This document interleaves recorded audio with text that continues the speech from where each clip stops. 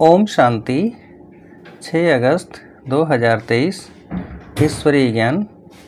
आज की अव्यक्त मुरली। Revise date 31/3/95।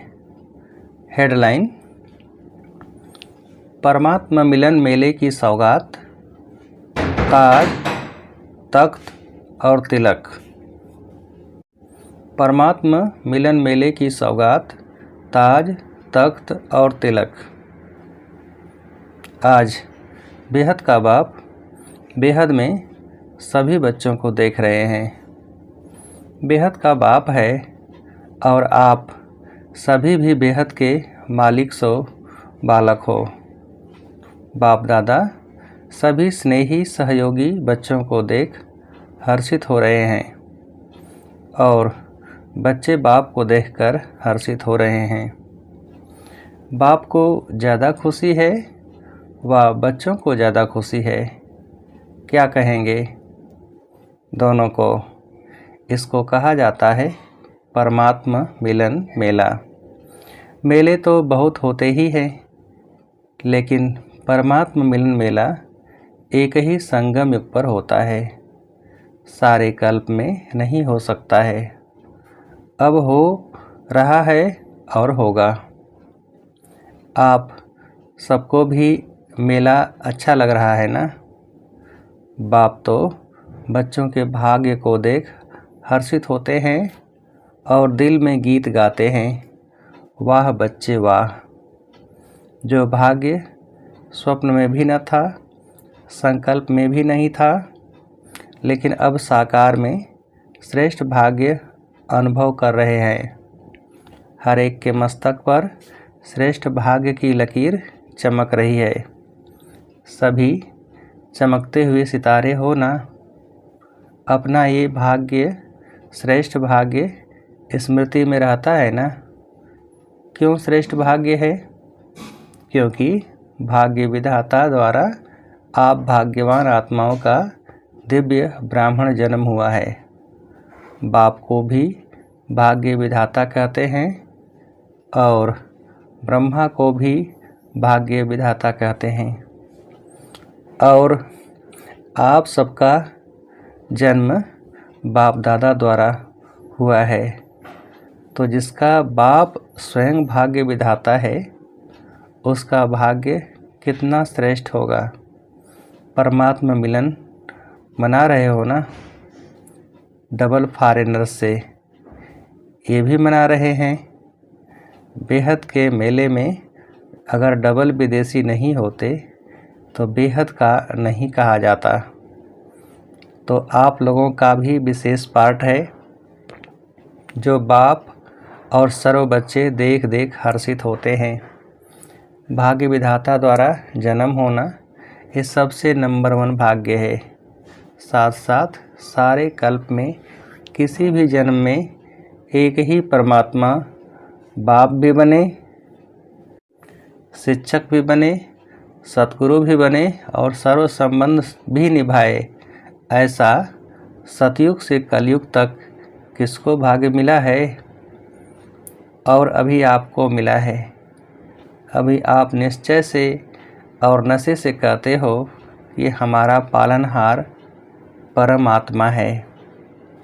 दुनिया वाले कहने मात्र कहते हैं कि परमात्मा ही पाल रहा है, लेकिन आप प्रैक्टिकल अनुभव से कहते हो कि परमात्मा बाप है और बाप ही पालनहार है, पालना कर रहे हैं।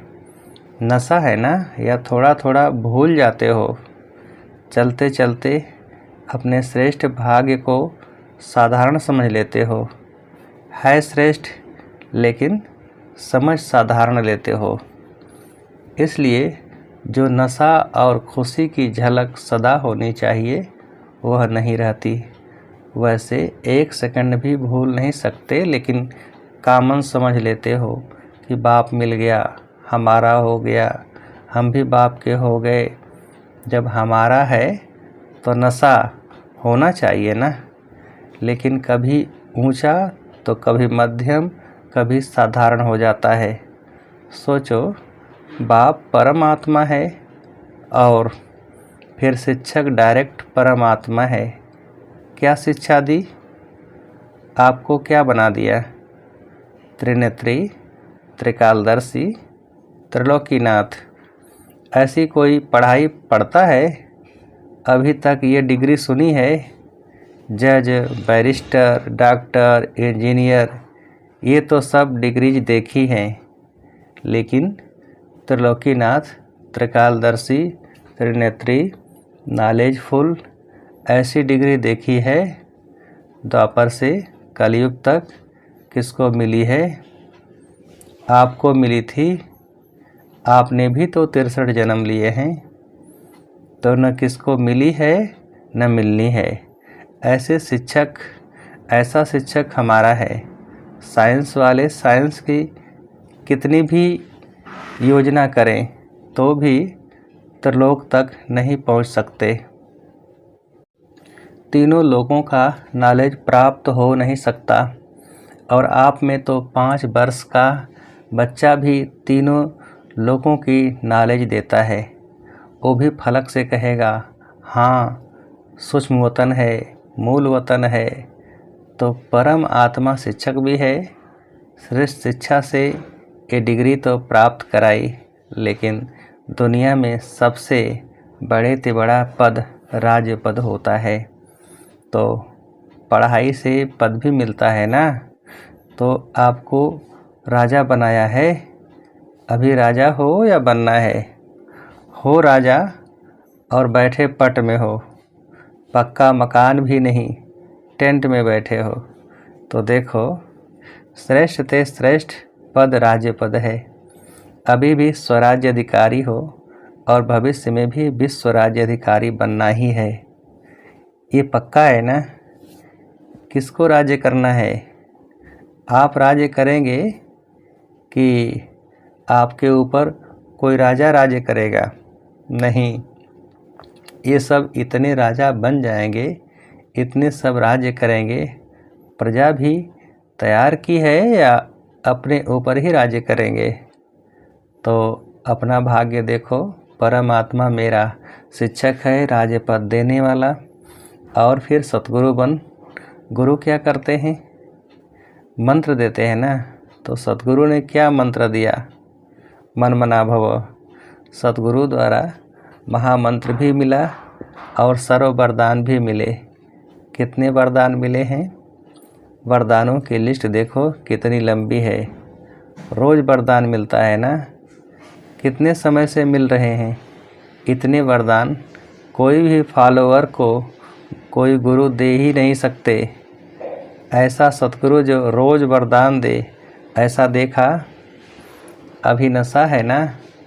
हाँ जी, बहुत अच्छा। सदा रखना। ऐसे नहीं यहाँ से बस में जाओ तो नशा उतरना शुरू हो जाए। सदा बढ़ता रहे। बाप दादा सभी बच्चों को सदा ही हर सब्जेक्ट में नंबर 1 देखना चाहते हैं। तो नंबर 1 हो कि अभी बनना है? नशे से कहो कि हम नहीं होंगे तो कौन होगा? विदेशियों को डबल नशा है ना। अच्छा है, बाप भी खुश होते हैं कि एक एक मेरा बच्चा राजा बच्चा है, प्रजा नहीं है। प्रजा तो पीछे आने वाली है।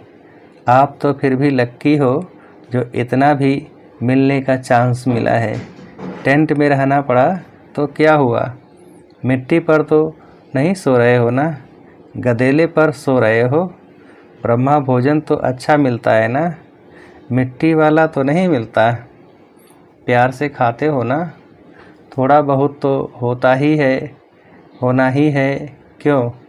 माया और प्रभु का खेल साथ साथ चल रहा है। अगर परमात्मा द्वारा मेला हुआ तो माया भी झमेला ज़रूर करती है। आपका काम है मेला करना, उसका काम है झमेला करना। तो झमेला भी हुआ और मेला भी हुआ। किसी ने कहा आंधी चली। कोई बात नहीं, आपके पुरुषार्थ की आंधी है और ये हवा की आंधी है। घबराते तो नहीं हो ना कि क्या हो गया? नहीं, आंधी आए या बरसात आए, कितनी भी हलचल हो, लेकिन आपका मन अचल है ना? माताएं घबरा तो नहीं गई?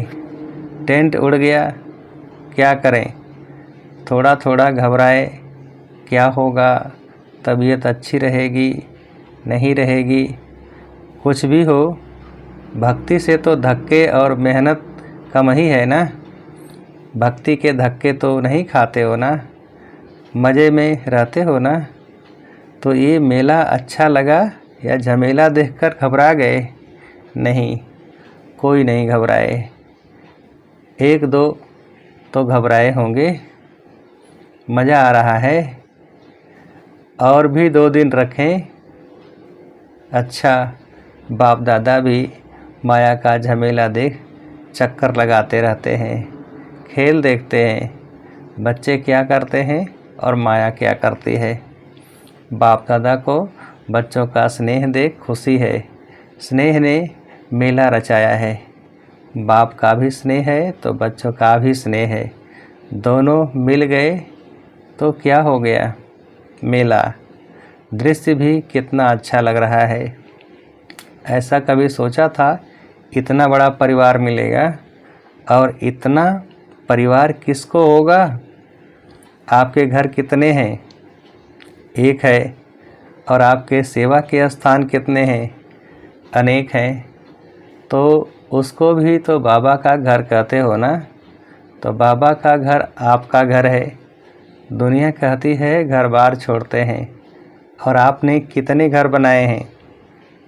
गिनती नहीं कर सकते हो, याद रखना पड़ता है। तो ये छोड़ना नहीं है, बनाना है।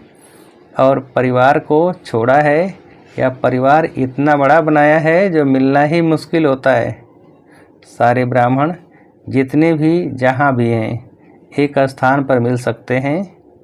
मुश्किल होगा ना, क्योंकि दूसरे का राज्य है ना, अपना राज्य तो नहीं है। लेकिन बाप मिला, बेहद का परिवार मिला, तो बेहद को याद करने से बेहद की खुशी, बेहद का नशा होगा।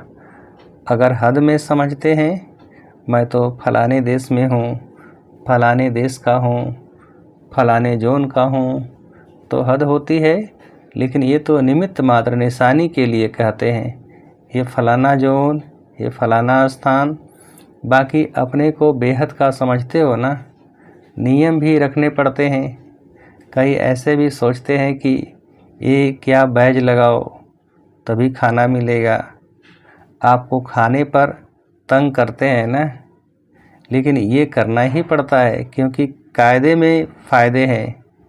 ये बंधन नहीं है, लेकिन विघ्नों से निर्बंधन बनाने का साधन है।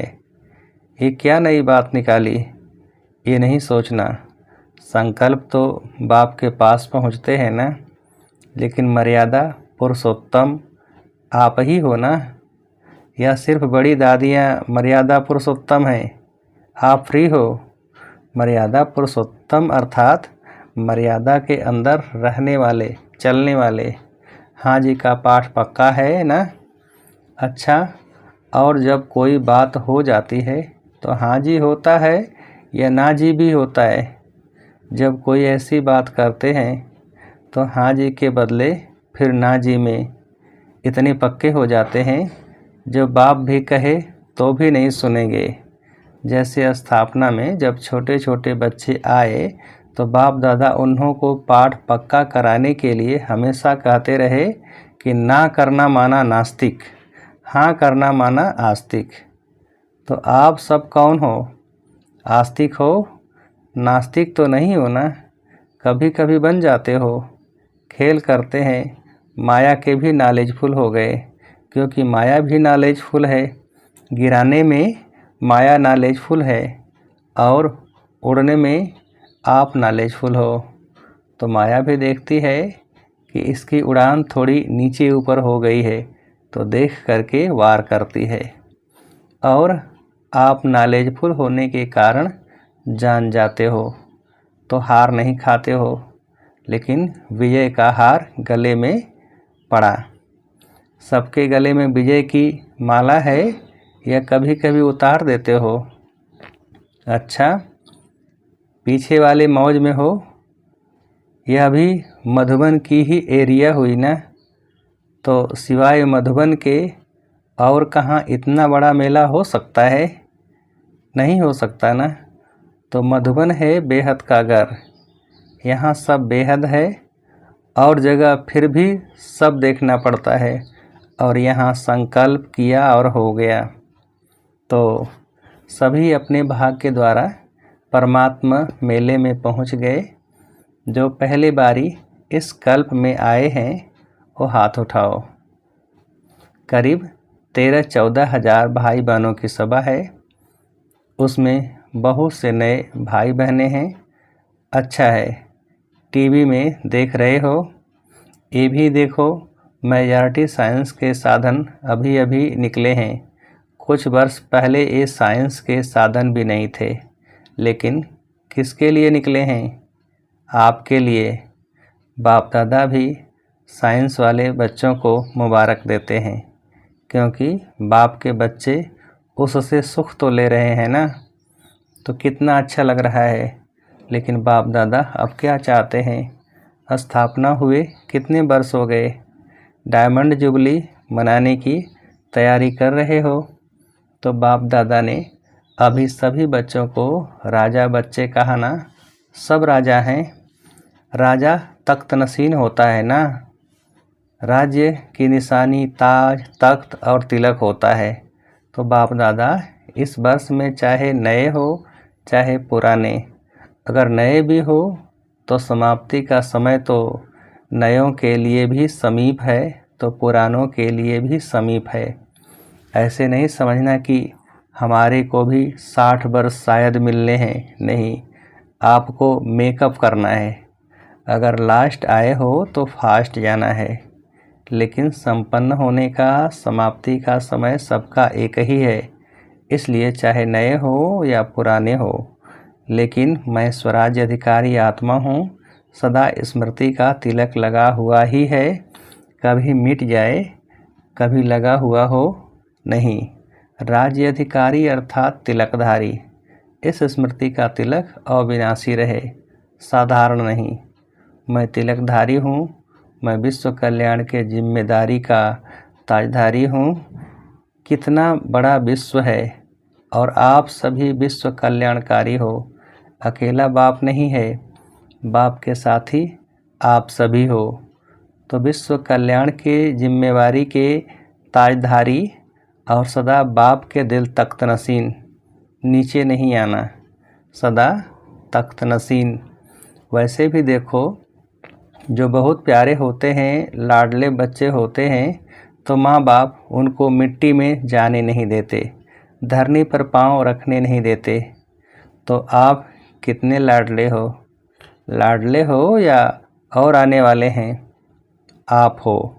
तो तख्त को छोड़ करके साधारण स्वरूप, साधारण संकल्प इस मिट्टी में या धरनी में पाँव नहीं रखो।